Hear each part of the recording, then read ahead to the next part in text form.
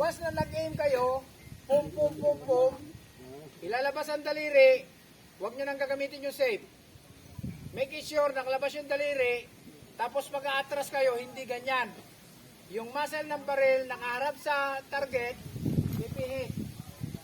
Huwag kayong pipihit kasama yung uso ng baril. Pag ginawa ng isa yon, magkakaroon ng push-up punishment. Magkaroon kayo ng presence of mind to avoid any accident. Okay? YC, take note yun ha.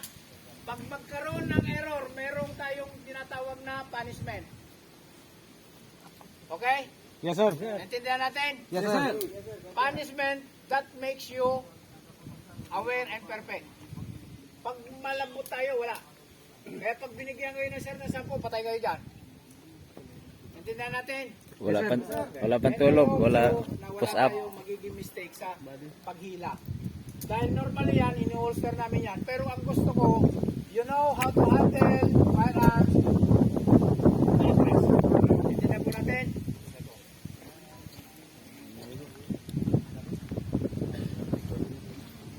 Smile mo na, smile.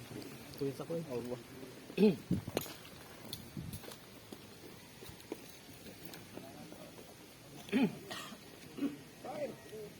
Yan ang hawak. Huwag niyong igaganyan ha.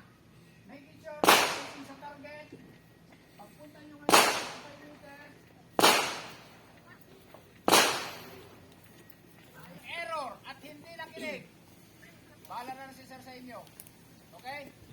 After that, pagkatapos yan, atras ulit. Practice.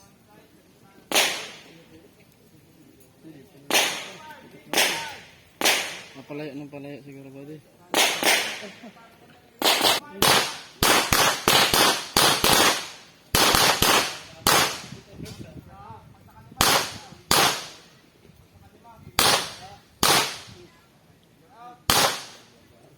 Angat ang baril, angat lang.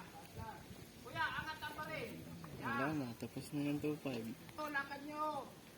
Align with your body.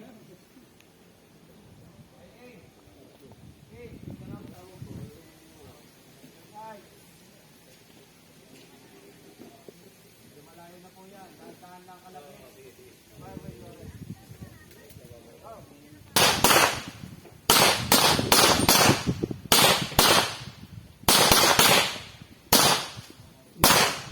Music. Huwag muna kayo magtatanggal ng magasin.